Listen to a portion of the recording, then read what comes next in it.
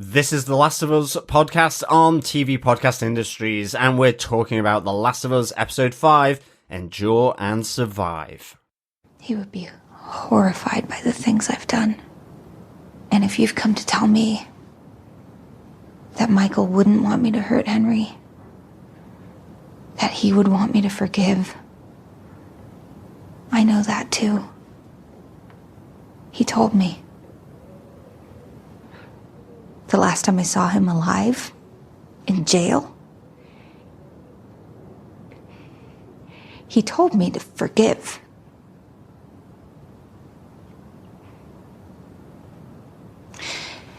And what did he get for that?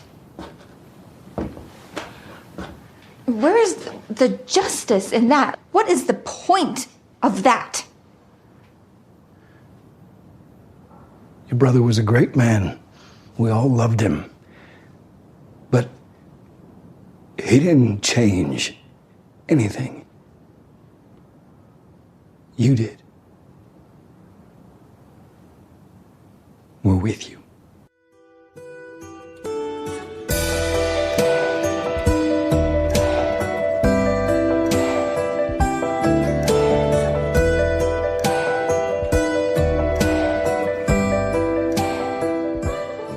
Welcome back, fellow survivors. This is the Last of Us podcast, and we're talking about Episode 5, Endure and Survive, of the Last of Us TV series.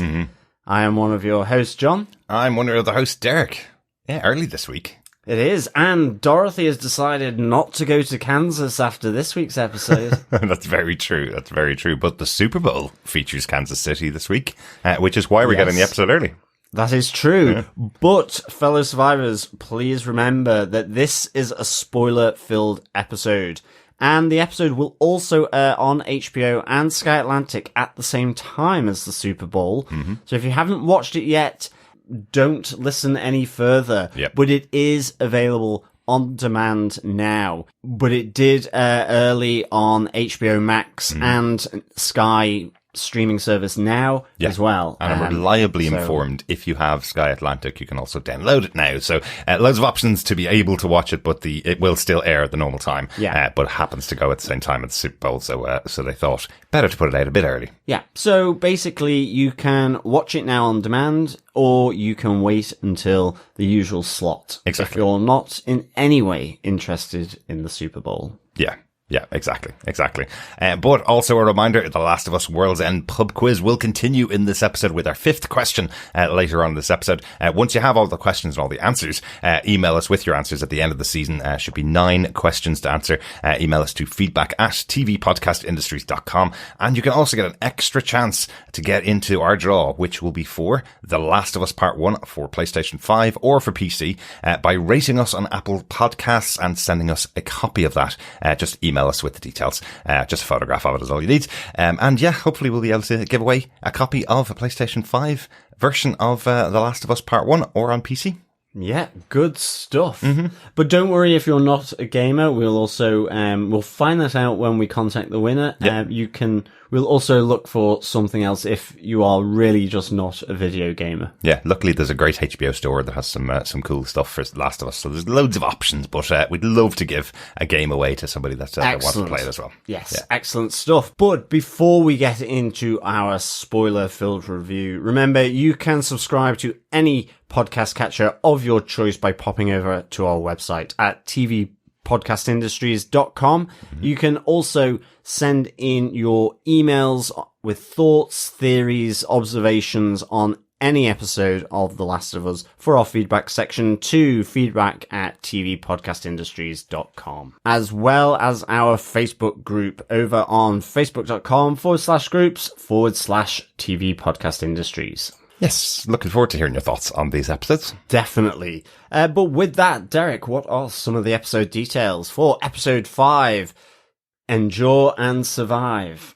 Well, once again, to call out, the episode is based on the PlayStation game written by Neil Druckmann and directed by Bruce Straley from game publisher Naughty Dog. Executive producers for the show are Craig Mazin and Neil Druckmann. This episode, once again, written by Craig Mazin and directed by Jeremy Webb, who together gave us episode 4. So it is truly a two-parter, right? Yeah, definitely. For sure. I mean, I noticed on the Sky streaming system now that there was no previously on. Yes. Which was a departure for this episode. So it's definitely a two-parter for sure. Yeah. It feels like you just watched these straight through, couldn't you? Yeah. So I think we did have some feedback there from Donald Dennis last week saying that it was, it felt like a setup for the next episode. So I think watching these two episodes back to back is would be useful. Absolutely. But John, do you want to tell us what they gave us with your synopsis for The Last of Us Episode 5, Endure and Survive? Sure. The events leading to the liberation of Kansas City from Fedra shows a brutal uprising and vengeful response from the people, following 20 years of rape, torture, and murder at the hands of Fedra and their collaborators, that include Henry. With Henry and his brother Sam hiding out with the Doctor-cum-Fedra collaborator Edelstein, they decide to move on when Edelstein fails to return after going to scavenge for food. Leaving their hideout, Henry witnesses Joel's shootout with Brian and the other members of Kathleen's Liberators, and tracks Joel and Ellie. After the standoff between Henry and Sam with Joel and Ellie, Henry proposes he can help them escape the city using a network of tunnels under the city of Kansas. Joel is not convinced, but hesitantly agrees, while Ellie and Sam start to become pals. Entering the tunnels that appear free of the infected, as promised by Henry, they come across an old, now abandoned underground settlement. As Sam and Ellie make use of the playroom, playing football and enjoying comics, Henry admits to Joel he was responsible for the capture and death of Kathleen's brother Michael, the former leader of the Resistance, in exchange for medication for Sam's leukemia. Leaving the tunnels and making their way to safety, the group are attacked by a sniper lookout. Joel kills him but finds he is with Kathleen's group and has radioed in their position. Arriving with her militia, Kathleen prepares to kill Henry and the two kids when a massive crowd of infected breach the ground, including many clickers and a large bloater. In the ensuing chaos, Ellie is protected from afar by Joel and the sniper rifle. Henry and Sam are pinned under a car by two clickers but are saved by Ellie, making their way to Joel's position. As Perry protects Kathleen, the bloater kills him, and Kathleen escapes to confront Henry once again, but is pounced on by a child clicker. Away from the infected horde and holed up in a motel, Sam shows Ellie he was bitten by an infected. Ellie tries to use her blood to heal Sam. But the next morning, the infected Sam attacks Ellie, forcing Henry to kill his younger brother. Realizing what he did, Henry takes his own life with a gunshot to the head. In the tragic aftermath of Sam and Henry's deaths, Joel and Ellie bury them and somberly continue their journey westwards to Wyoming. Ooh, this was a tough episode to watch. Definitely. And we knew what was coming. Yeah. But they really delivered an episode that was about as heart-wrenching as it was in the game. And I think actually even more so because of these characters that we see in here of Sam and Henry. Definitely. I mean, to me, I think this show has delivered some of the best TV. I mean, we're talking about Bill and Frank's episode for sure. Yeah. And again with this one. Yeah. Just really, really quite emotional in a good way, in a bad way, in a tragic way, in a sort of action way. It's just, so good how this is characterizing these people that you're seeing for maybe one episode or two episodes. It's really, really good. Absolutely. And as well, really great set action piece in this with this horde of infected, sort of materializing out of the ground. Absolutely. Let's get into talking about our big moments from the episode, John. I think we should start with the opening scene, which is a flashback. I know each episode we've had some form of flashback to earlier on. This opening one probably the shortest flashback because it's only 10 days from what we saw last episode. 10 days before the arrival of Joel and Ellie in the city is when Fedra has been overthrown. So we have kind of the liberation of Kansas City here by Kathleen and her group. this is so brutal. And Yeah. weirdly, in the game, when you arrive in, it's Pittsburgh in the game, but when you arrive in the city, you see the aftermath of this. You see Fedra people dead in the streets, and you see the graffiti on the walls from this group that have taken back the city from Fedra, but you don't see the brutality that they have here, where you see the Fedra people effectively being beaten mercilessly and being hung in the streets. And Yeah, you see summary executions, Yeah. shots to the head.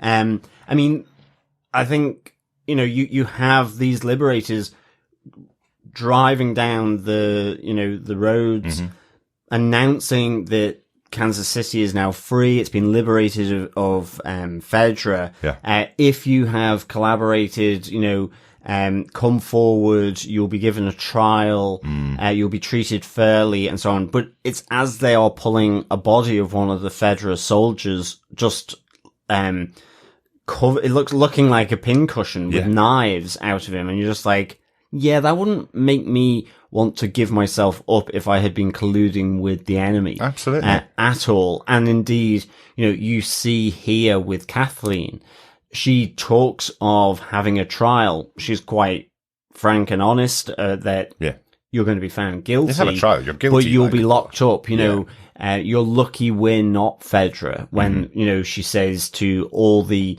imprisoned collaborators from that period. Yeah. Yet, away from them, it's kill them and then burn the bodies. So Exactly. there's no compromise here from Kathleen. She is totally determined around what she needs to do. Yeah. And I mean, but you do hear, throughout this episode, whether it's the perspective of Kathleen, but even with Henry, who had collaborated with them for a very specific purpose, in order to get medication for his younger brother Sam to treat the leukemia that he had. Yeah. You hear that Fedra, even Joel says, we'd heard stories that Fedra here were totally brutal and nasty and savage. And you hear that there's been 20 years of rape, torture, murder. Yeah. And this uprising, the liberation, you totally understand that is justified, is going to happen, but it is,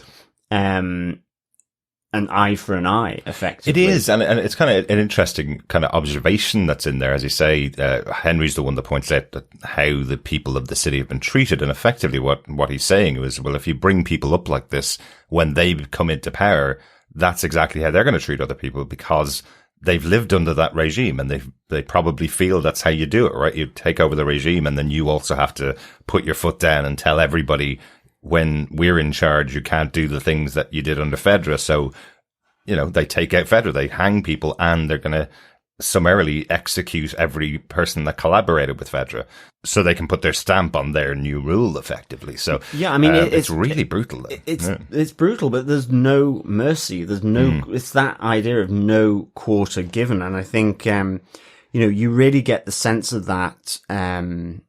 That great conversation between Kathleen and Perry in her childhood bedroom, talking about her brother, how he protected her as a young sister. But you then hear Kathleen talk about how, the last thing he said to her was to forgive Henry for what he did, because of what he did, and for the reasons why. Well, to forgive the collaborators overall. And to forgive the collaborators overall. But I mean, she's specifically referencing Henry. And that was the last thing he said. But that quiet determination of it, she goes, it got him nothing. He got nowhere. You hear Henry talk about how he was selfless. The kind of guy that you would follow into anything. Yeah. And always forgiving. Yeah. But you just hear, Perry say, he was great. Michael was great. He was our leader, but he didn't change anything. Absolutely. You have achieved the liberation. You did what he was supposed to do, and we will follow you, just kind of reaffirming We the are with you. loyalty, Yeah, you know. absolutely. And I suppose that's it. It's that she's been pushed over the edge by the death of Michael. She seemed like she probably wasn't even second in command to Michael. She feels like she was centrally involved, obviously, in this group of resistance fighters as they were. But because he's dead, she's now stepped up and gone, his way didn't work. This is the way we're doing it. And Fedra have now been completely taken out here. And it's very recent as well, it seems. Michael died quite recently, and she's now going after the collaborators, and that's her number one priority. I love that moment when Perry's kind of going, we've just taken over the city, and she's saying we need to go door to door and find Henry, because that's my number one priority, not my number 7 priority. Should we give him a few days to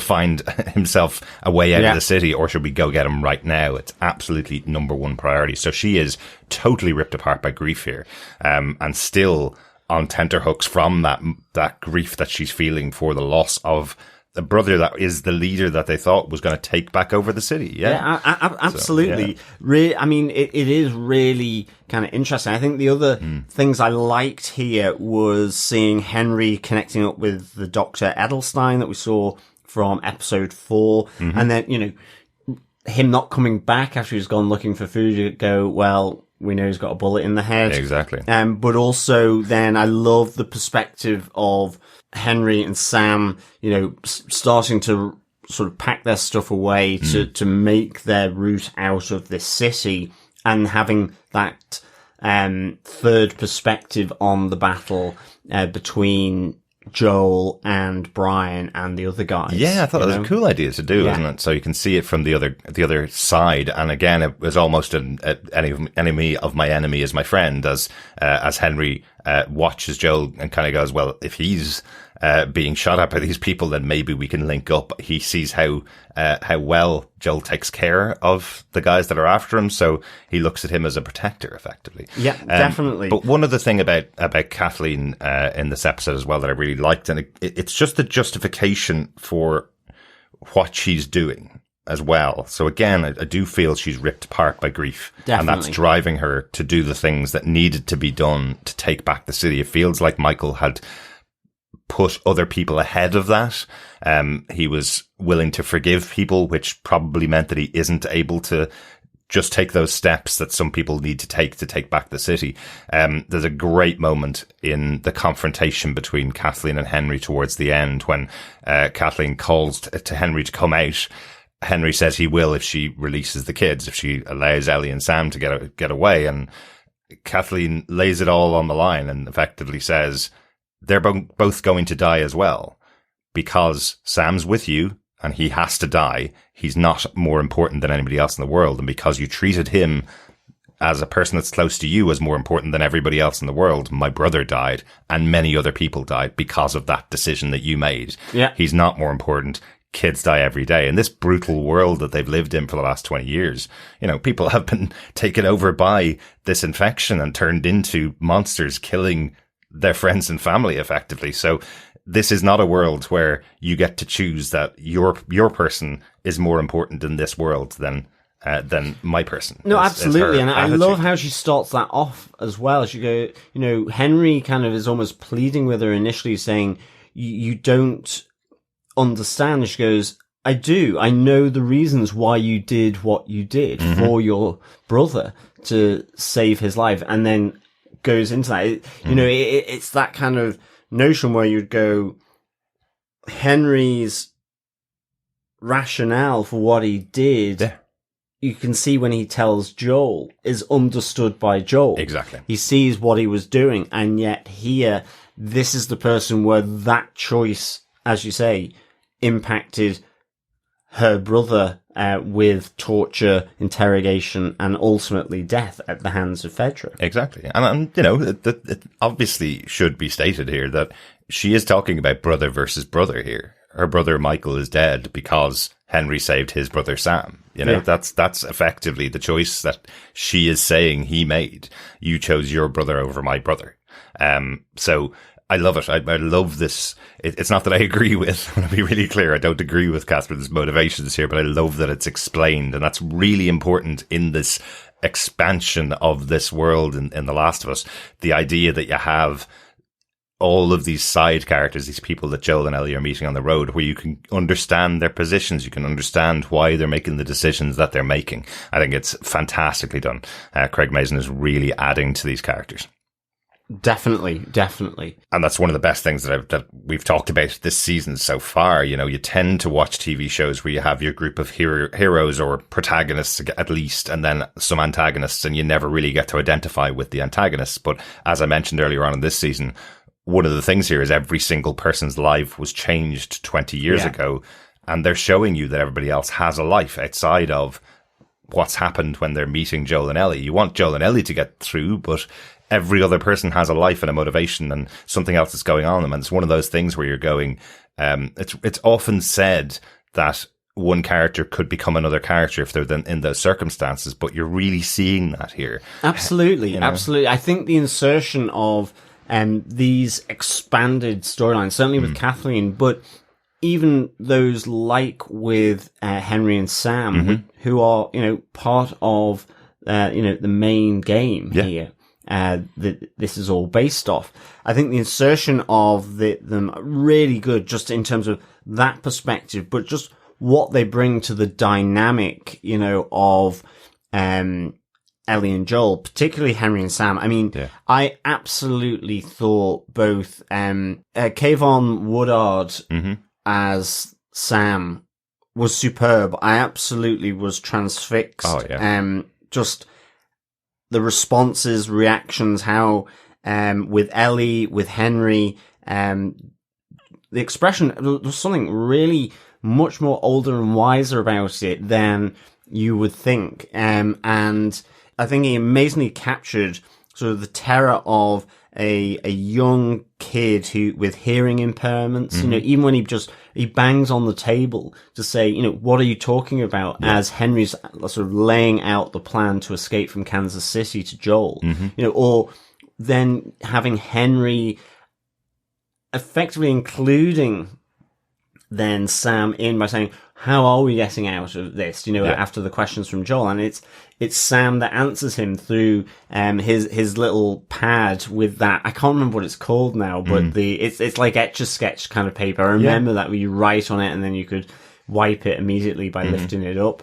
I have no idea what that's called, but just, you know, and he puts up tunnels there and using that with Ellie. I just thought there were some really deep personal touches, whether it was I absolutely loved Henry putting the orange sort of eye mask out, you know, across the eyes of Sam, you know, to make him that superhero that he's been drawing in this hidey hole. I loved when, you know, as they're creeping up, that initial encounter with Joel and Ellie, and you have the crunch of the glass, and he hands the gun to Sam, and Sam's like just this huge smile, and he turns it and points it almost towards himself as well as Henry, and Henry's just like moves it.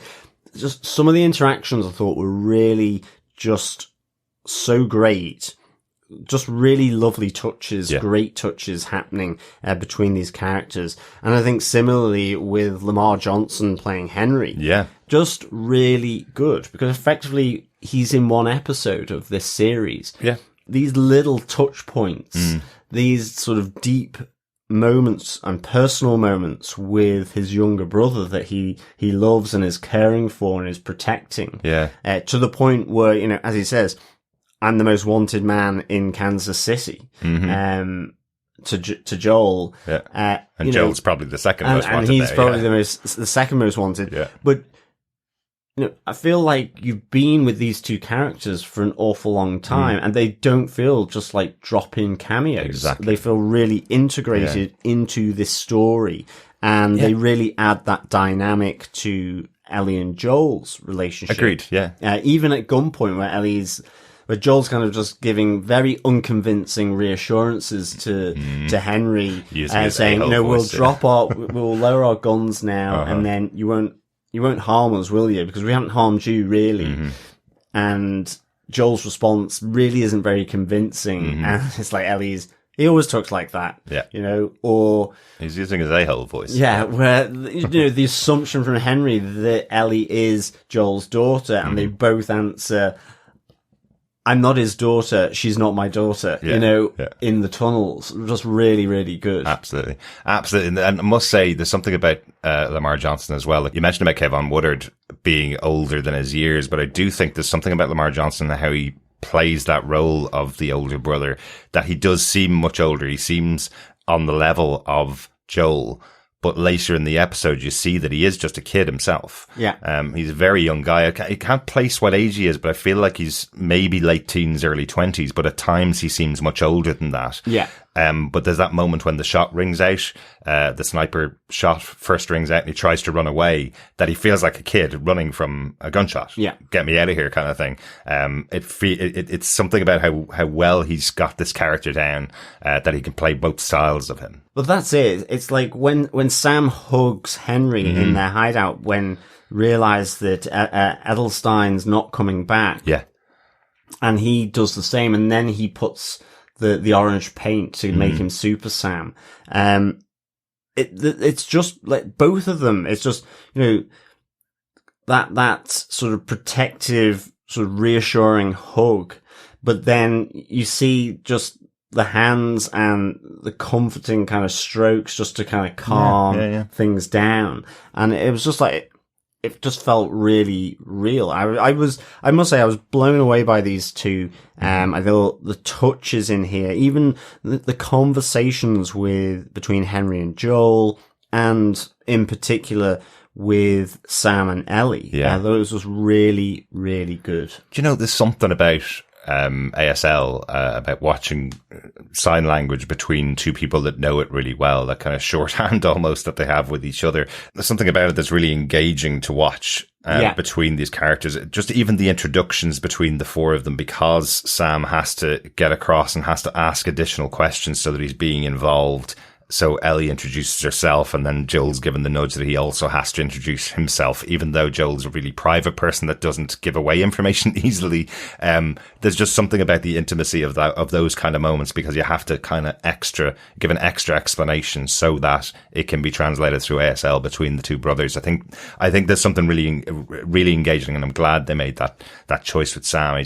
It's such a heartbreaking, obviously, story that we have in this episode, but I think it's doubly so because of these two characters so well performed by these two actors. Great job by them. Yeah. It is so tragic and emotional and upsetting at the end, because in such a short space of time, all these characters have shown just that personal, deep touch with their other, you know, whether it's Henry and Sam, Ellie and Joel, and between one another. I mean, we have Joel offering that they come along with them to Wyoming. Absolutely. Which wouldn't have happened.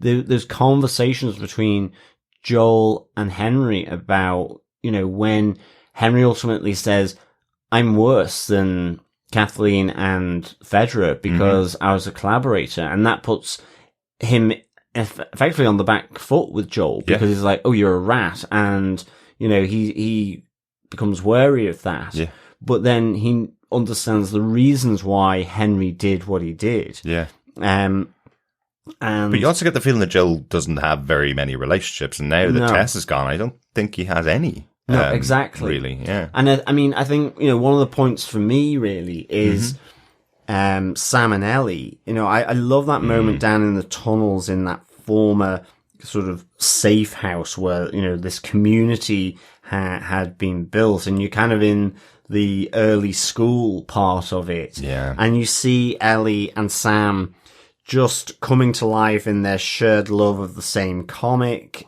Savage Starlight, but also then, you know, playing football together, you know, kind of forcing Joel really just to sort of chill, relax for 15 minutes, 30 minutes, just because there's actually stuff to do here, as Ellie says, you know, even up in no danger and even up in the skyscraper where they're kind of talking about how to escape, and you hear the two of them laughing, and you see Henry look over, and it's like, I've not heard that in a while. Yeah. Her wonderful pun book once again. Yeah, the pun book, exactly. Getting those laughters. But I mean, it all culminates. You see Ellie going out of her way to effectively kill the two clickers that have got them pinned under the car, whilst in that attack in that residential area. But it all kind of comes to that head at the motel after they've gotten to safety, where it's just Ellie and Sam in the bedroom together. They're chatting, they're talking. And Sam is asking those questions, are you scared? Do you get scared? And initially Ellie's trying to sort of, in a sense, make a joke out of it so that she doesn't maybe worry him, and so on. But he's like, it kind of falls flat with him, and she realizes that, and it's like, I'm afraid of being alone. And he opens up with the fact that he was bitten by one of those clickers on the leg, back at the big fight and battle.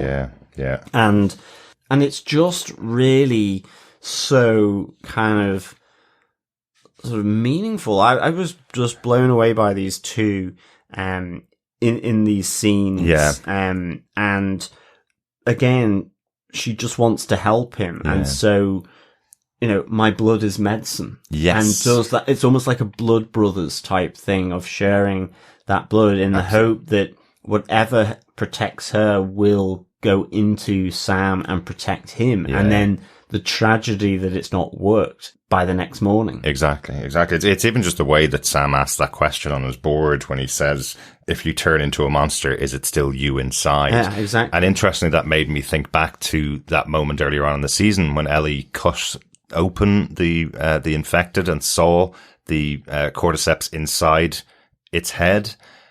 Remember, she's been bitten for weeks now. Yeah.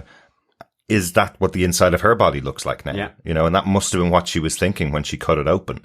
It probably isn't, because the infection hasn't spread from her arm, but she's seen the inside of one of these infected now. So, and the poor kid, Sam, is asking this question of her. But in the morning when she wakes up and sees him staring out the window and calls to him, and you think, well, he can't hear her, obviously. So she comes around the front of him, and he has been turned into one of the infected. The infection has spread now, and he pounces on her, takes her through the door.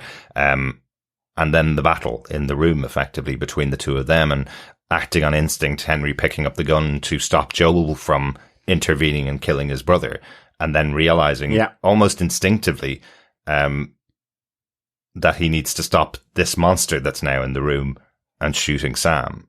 It's that instinct that's so powerful in that moment, that he's just killed his younger brother, but he couldn't do anything else. His brother's already gone. Exactly. It's the realization he's just killed his brother. Yeah.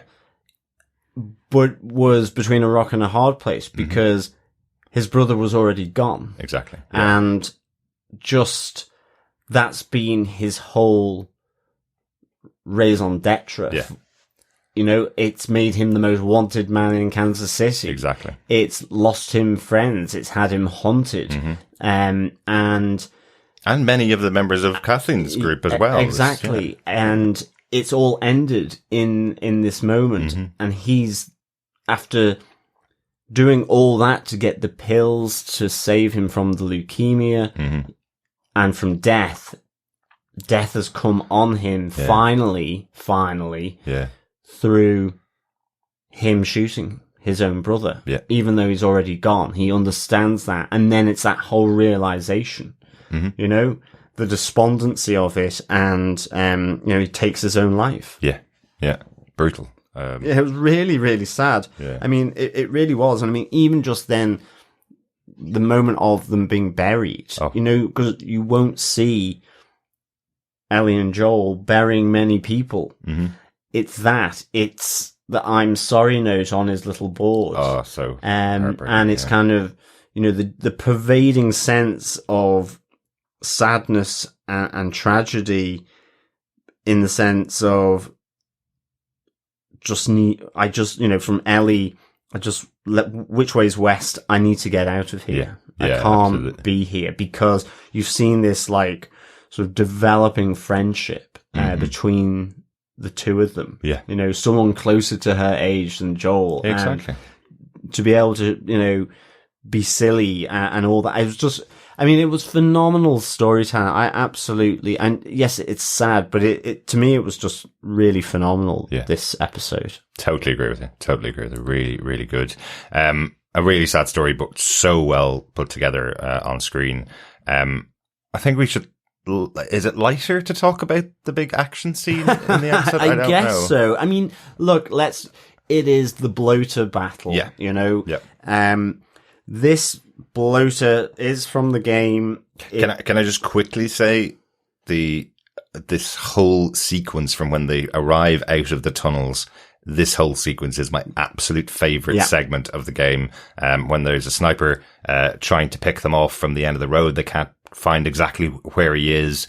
Joel has to go up and take him out, and then Joel's on the other side with a sniper rifle while the other three are being attacked by the militia and by infected, while he's up there with a rifle that he has to keep reloading continually. My absolute favorite portion it was of the game. superbly and so well put together. Superbly done. I mean, it felt like the infected were a bit quicker than what they normally were. Yeah. For sure. Yeah. There's obviously this underground network of them. Mm-hmm. We'd heard that Fedra 15 years ago had sort of forced them underground and had kept them there. And then 3 years, at least within the tunnels in Kansas, under Kansas City, they had sort of driven them back from those as well, or cleared them at least. Yeah.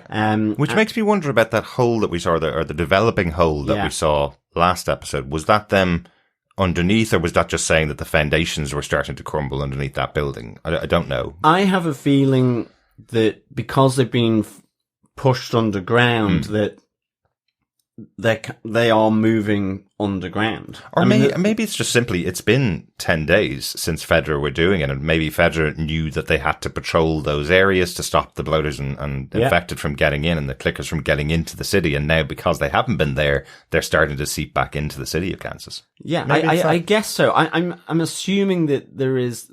We know that there's this network between the infected, as we saw from episode 2, and with the noise and everything happening in this residential district. Yes, it wasn't the city, but it was still a residential district of Kansas City. Exactly. Yeah. So if they hadn't popped up there because of that explosion from the truck, they would have popped up in the city and may still do, because they obviously need tunnels. Exactly, yeah. Because it's not, they're humans and big swole mushrooms, effectively. Bloaters. Yeah.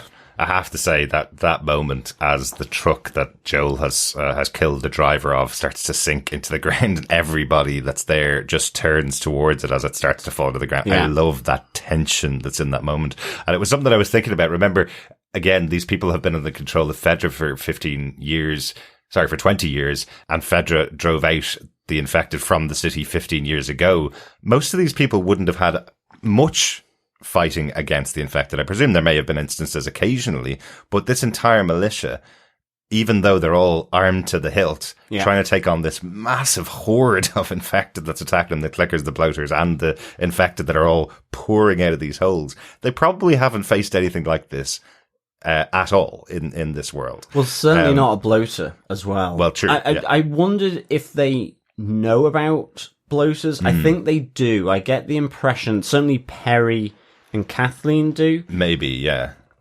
Henry definitely talked about clickers, so he's definitely heard about clickers before. He's very impressed that Joel and Ellie were able to get away from 2 clickers. Yeah. He knows he's made the right choice there. Poor Perry, effectively... Ooh. His death at the hands of the bloater is how you die if you're Joel, and repeatedly when you come across a bloater, which is they effectively, separate the top part of your head away from the bottom part. So now it was done in from a distance, shot from a distance, but you see it and you're like, I can see why they did that from a distance, but they very really, used to that in the game, didn't you? Yeah, they really do. They captured how the death at the hands of a bloater happens in the game as well. Yeah, definitely. So really good. I mean, loads of clickers as well. We see a child clicker as well. Oh, that one that climbs in through the window behind Which Ellie, was, who's the kind of movement of it was so amazing, amazing. Just that kind of rolling. There's moments when I'm kind of going, is that rolling almost like, real kind of staccato type jerky movements. There's moments when I was kind of wondering whether it was CGI or something, because the movements would feel completely inhuman, or whether it was augmented maybe with a bit of computer generated graphics. I wonder if it was something like that, but absolutely loved it. One thing I do want to say though, they have referenced quite a lot throughout the show this idea that not every shot hits its mark. I do like that when Joel's trying to stop the truck from coming down and using the rifle, he doesn't hit every shot. He's trying to just get one shot to take out the driver. He does do many shots to try and take out the driver. Ellie is as well trying to use her gun, and she empties the gun of all of its bullets and then has to make another plan. That's something that feels really in keeping with the game. And then I do like that Joel takes a breath while he's protecting Ellie from the infected, and is literally just taking one shot to take out an infected and not losing it. His shots are way better than mine were in the game. I think Ellie died quite a few times when I was trying to do that scene. Same with Joel many times when he's got the gun. But I liked that they made the distinction between those two things. He's trying to take out a moving vehicle, and he's shooting almost a bit more erratically, let's say. But because he's trying to protect Ellie from the infected, he's being very methodical and watching the most dangerous ones. I suppose he has the benefit of knowing that if she gets bitten, she's not going to turn, but if she gets ripped apart, she's going to die. Exactly. So he's really focusing on the ones that are going to hurt her most, I suppose. Yeah, definitely. Loved it. Absolutely loved it. Yeah, it was really a great sequence here, I think, of action. And ultimately, another child clicker gets Kathleen, unless it's the same one that got into the car. I think it's the same one. I think so too. It gets back out through that window, I guess. Gets back out, follows kind of the so. scent, I guess, to some extent. Yeah. But, well, it's the noise. Yeah. She shouts stop at Henry and Sam and Ellie as they're escaping. She stops them, shouts stop, and that noise attracts the jumping clicker to kill her. Yeah. But Kathleen ultimately being taken down by a kid clicker. Yeah, being beaten to death and then eaten. Yeah. Really brutal. But again, a great moment of really tense action. This show has got the balance of both things in this episode. There's lots of character development in here, so great character moments in here, and we also get this massively extensive action sequence. Loved it, absolutely loved it. Definitely. And there's also that thing, because of the mycelial network within the show that we talked about before, this connection between all of the infected at the end of it, where it's like a wave as they turn and head back towards the city. Right at the end, as the bloater kind of leads them away from where Joel and Ellie are. So it turns them around and they turn in a wave and go away. It was similar to what we saw in the second episode when we were first introduced to this version of the infected. But I love that way of kind of ending this battle, as they basically killed everybody around them, and now they're following them back to the city. So the bloater is pretty indestructible. He seems like it, yeah. We got an entire clip from Perry unloaded into him before he lost his head. Absolutely. Yeah. Anything else about the episode that you want to talk about, John? That seems to be kind of most of it. Yeah, I think it's just some of the dialogue. I mean, I forgot to mention with, as Henry's laying out the plan and Joel isn't really convinced. I mentioned about, I just loved sort of frustration from Sam banging on the table, but preceding that, Joel's not that convinced at all.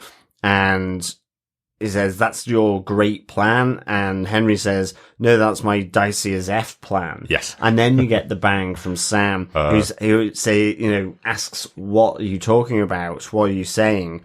And I love that Henry then effectively out loud and in sign language says to him, they're going to help us, even though there's been no promise of that, and kind of turns back to Joel to kind of seal that deal, even though he's just been put in that difficult situation, I guess, because he's not convinced as Joel here. I mean, even just preceding all of that where they're sharing the food, and Joel goes, I love it. We didn't kill one another. Let's call this a win-win situation and go our separate ways, you know? Yeah.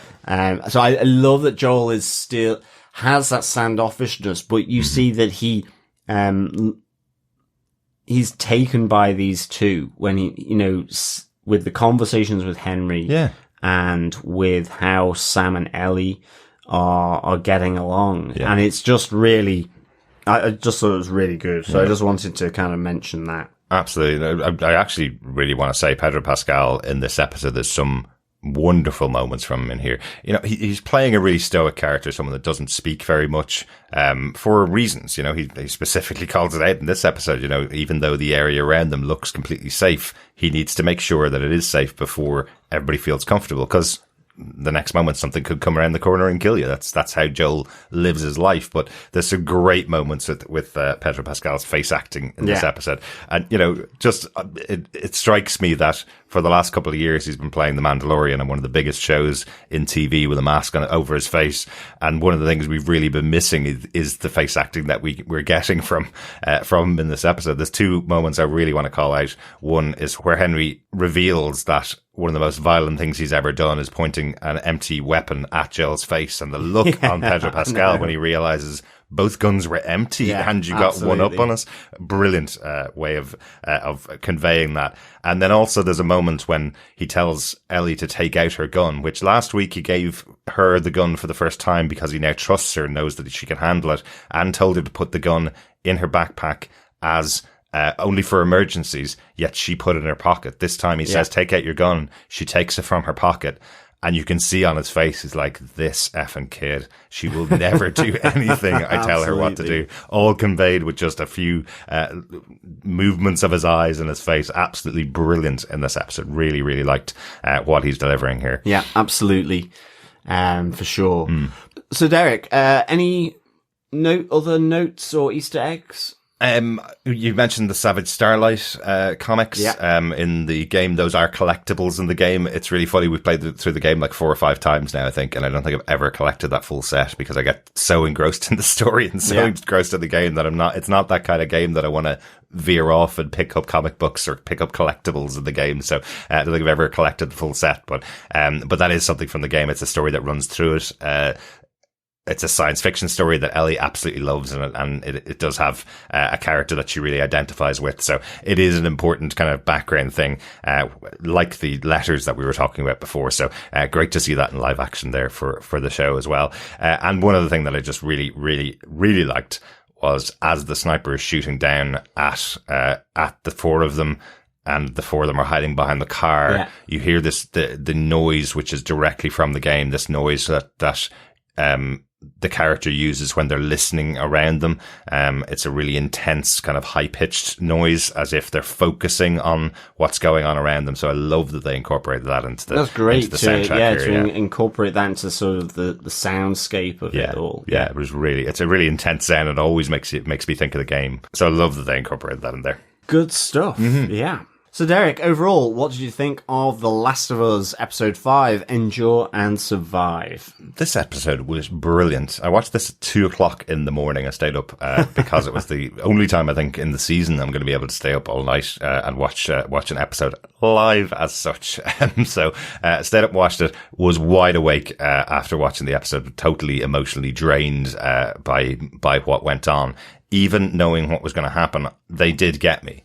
I felt like there is an argument with 4 more episodes to go in the season. There's an argument to keep Henry and Sam alive a bit longer and take them on the journey with them a little bit. And I felt like they sold that really well. So to have the ending that we get for the episode for Henry and Sam, it almost feels as brutal or probably worse than we saw in the game. Those 2 characters are really well developed here in the show. Both actors really, really good at what they delivered in the show.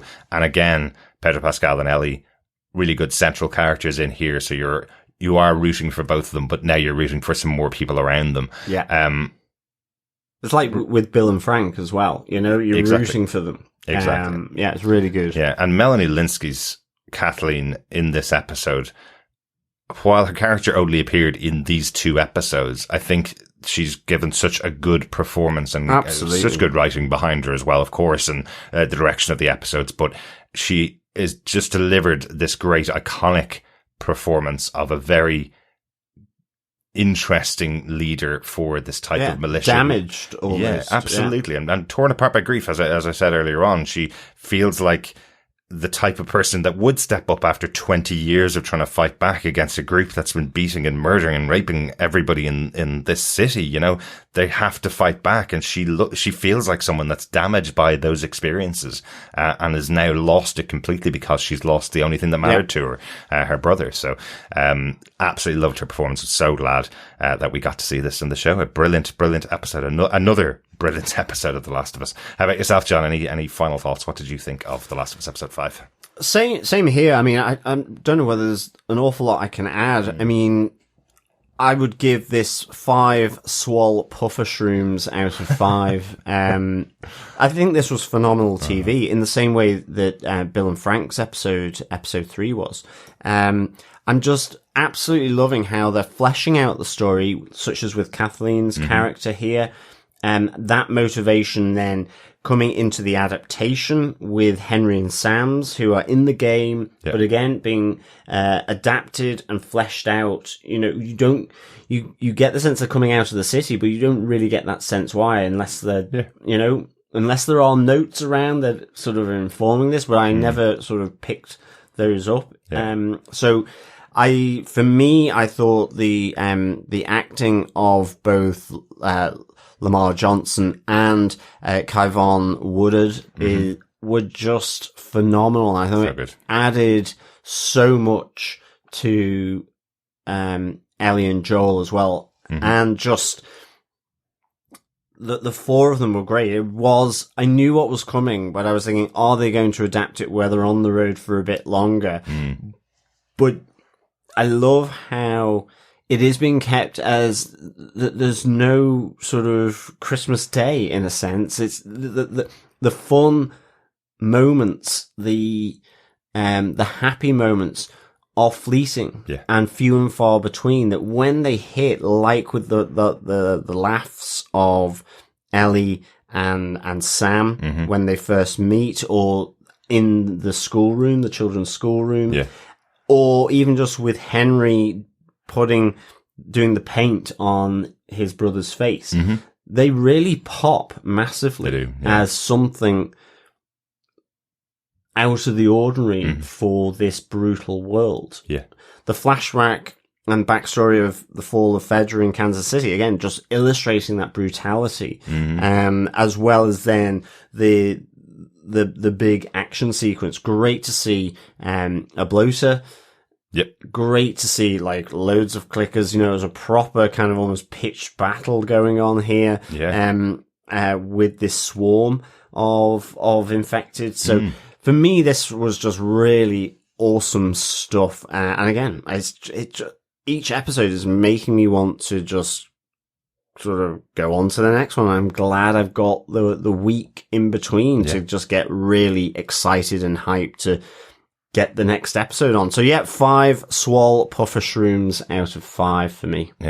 I'm really sorry to break it to you. We've got 9 days to the next episode. Well, that is true. It's a little bit longer. Well, it's a little bit longer this time. But I think that's okay. I think because this was kind of a 2-episode contained arc where we learned what happened in the fall of Kansas City, right? We had the liberation of it at the beginning of the episode. The end seems to be this swarm of infected going back to Kansas City. I don't think it's going to survive this, unfortunately. I think Dorothy will be clicking her heels. I think she wants to go to Oz. She wants to go to Oz.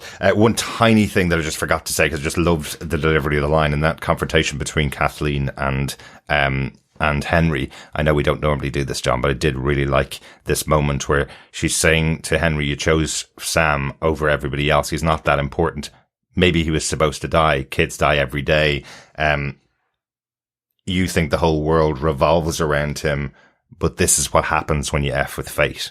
That's what she says to him before she's about to kill him, because she's effectively saying, Sam doesn't matter at all. But I just love how it was delivered, and I forgot to mention it in the episode. So at least we have our podcast. We don't normally break our rules as to where we put that stuff, but I love that moment. I think we need to go for a drink, John. I think we do. Let's steady the old hands. Yes. Drink to get the nerves behaving once again. Yes, fellow quizzers, fellow survivors, it is the World's End pub quiz for The Last of Us. We are on to question 5 for this episode, Endure and Survive. The quiz question for this week's episode is, what issues of the comic Savage Starlight do Sam and Ellie have between them? Yes. It's a great little Easter egg in there that both of them are collecting the set of these comics and don't have all of them. So check that out. John, do you want to give that question one more time? Yes. Which issues of the comic Savage Starlight do Sam and Ellie have between them? So that is the issue number that each of them have. Exactly. And send in your answers to feedback@tvpodcastindustries.com. You can send them in one at a time for each episode, or preferably all at once, right at the end, so we can compile and see who is the World's End pub quiz winner for The Last of Us. Absolutely, and that person will get their hands on a copy of The Last of Us Part 1 for PlayStation 5 or PC. I think the closing date for this is about the 20th of March. Yes. So it's about a week after the final episode airs. We'll come back, do our wrap-up for the season, and award the winner for the pub quiz for this year. Yes, so good luck, fellow survivors and fellow quizzers. Absolutely. We'd also like to take this moment to thank our patron supporters for their support over on Patrons, including Philippe, Gurgle, Florencio. Thank you so much, Philippe, for the support that you're giving to the podcast. Really, really appreciate it. Yeah, absolutely. Thanks, Philippe. It's so good to have your support over on Patreon. You can support us if you want to over on Patreon. You can just go to patreon.com/TV Podcast Industries. You can support us over there for any monthly amount. Or if you want to just do a one-off donation to the podcast, you can go over to buymeacoffee.com/TVPI as well. And thanks to everybody who's been supporting us over there. We couldn't bring you the podcast without it. So thanks so much for that. Yes, absolutely. And of course, you can support us as well by sharing and subscribing to the podcast. Yeah. Share it with clickers, bloaters, runners, or family members even. But of course, pretend you've got cordyceps and you want to share it with everybody. There you go. But of course, remember, it is because sharing the podcast is sharing the love. Absolutely. Indeed. Yes. A little bit of feedback for this episode. Obviously, as the episode came out a little bit early, people are watching it in different ways. So we have got some feedback in on Facebook from Victor Von Doom on this episode. He says, I am totally down with this story. I watched a few game walkthroughs on YouTube and the show's resemblance is striking. Kathleen's lust for vengeance was regrettable as it cost the lives of many of her followers. Her people seem to follow her more out of respect for her dead brother, though. I enjoyed Ellie shepherding Joel through their meeting and meal with Henry and Sam. The bloater was horrific. It seems it was more interested in killing than spreading the fungus. I was sad to see Ellie's failed attempt to save Sam. Did the brothers fare any better in the game? Thank you, Victor. Sadly not. No. This is a straight adaptation of the game. Yeah. As far as I know, I think the only thing that's different is, and I hope people who haven't played the game don't mind me saying this, I think the only thing that's different is Sam doesn't reveal that he's been infected the night before they go to sleep. I think he reveals it in the morning and turns pretty quickly. I think that's what it is. So it's but effectively the end result is the same, sadly. Yeah. And it is a shock in the game. You know, as I say, it's almost like the happy moments are so fleeting because of these tragedies. You know, it's just really interesting. Effectively, there's quite complex moral discussion around these liberators and how their response to liberating and what they were doing to the collaborators, what the Fedra used to do, what Henry has done, like what Joel has done in the past from the conversations with Ellie. And in particular, you know, what Kathleen is doing, this personal drive for vengeance. Yeah. But it's almost that, in a sense, no one's wrong. It's not that, it's not that anyone is right or wrong. The rationale for it is coming from places that you can at least see the logic as to why they're behaving like that. Whether you agree that Kathleen should have just effectively started off, being almost detached from that forgiveness that her brother actually told her is another matter. But to her, it's that never helped him. Yeah. He ended off dead, and this is survival. Exactly. Her survival is to be uncompromising. Henry's was the survival of his younger brother, who he cares and protects and loves very deeply. Yeah. And the relationship with Ellie and Joel is evolving because it was transactional at the start. Absolutely. It was to get a battery. Yeah. And so I do love that moment when really Joel good. asks Ellie, does she trust him? That moment where she realizes she does actually trust Joel to do the right thing, to save them and protect them all. Although thinking back on it, there is a moment where he looks out over at the bridge, and I was wondering whether he was contemplating whether to run for the bridge on his own or should he go and save them. But he wasn't going to do that. No, exactly. Great stuff. Thank you, Victor. Yeah, thank you so much, Victor. We also got a short message from Stuart Campbell who said, another great episode. I'm playing through the game just now and really interesting to see the changes in parts of the storytelling. Yeah, absolutely. I mean, that's the thing. There's an awful lot of straight up adaptation here, but the new stuff that's expanding or adding depth here is really good. And again, it's the medium of television, doing it for that reason, showing that drive as to why Henry and Sam are having to get out of Kansas City, exactly, which, if I recall, and I might be wrong, but my recollection is that you don't really know why. They're just trying to get out of the city because of it's almost like bandits. You don't really understand that they're liberators. Exactly. Kind of. To an extent, at least initially, You feel like Pittsburgh has been liberated, but you're not 100% sure who the people that are there are. And in fact, because they attack Ellie and Joel straight off the bat. Yeah, exactly what I was going to say. Joel and Ellie seem to be up against them quite a lot throughout the game. But it is really interesting, isn't it? Because in the game, you probably spend, depending on how many times you die, of course, but you spend about 30 hours with the characters. So the show's going to have less time with your characters in the 9 hours that it's showing on air, but it is much more expanded because you aren't doing anything. You don't have the controller in your hand shooting people or controlling anything. So the expansion that they've done in this show, what Craig Mazin has delivered for the show is fantastic. Absolutely love it. Absolutely. Yeah. Thanks, Stuart. Yeah, thank you so much, Stuart. We also got in some feedback from Donald Dennis. Donald says, that was another great episode with a great arc. While it was contained, it was also a payoff which completes last week's episode. I am still loving the diversity in cast and story, especially how it all feels very natural. Unlike some shows which feel like they were cast from a diversity checklist, The Last of Us is weaving together a tapestry of realistic relationships and tragedy in horrific circumstances.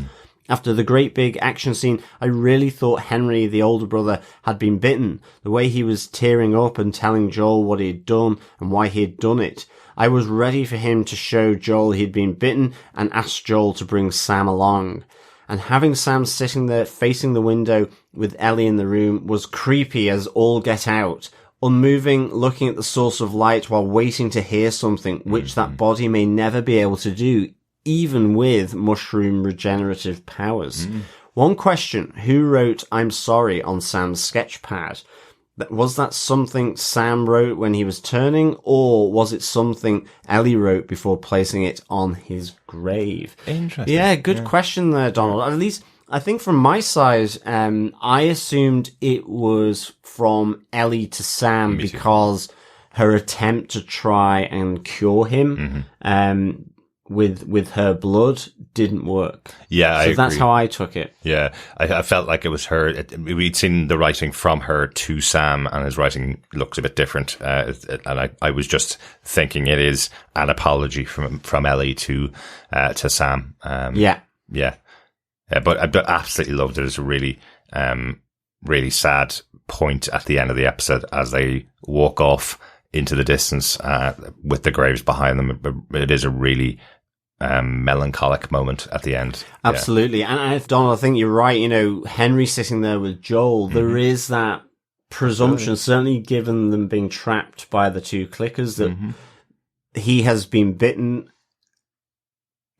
could have been bitten as well. And I like that kind of feeling, that Joel is going to suddenly find himself with another companion that he didn't expect here.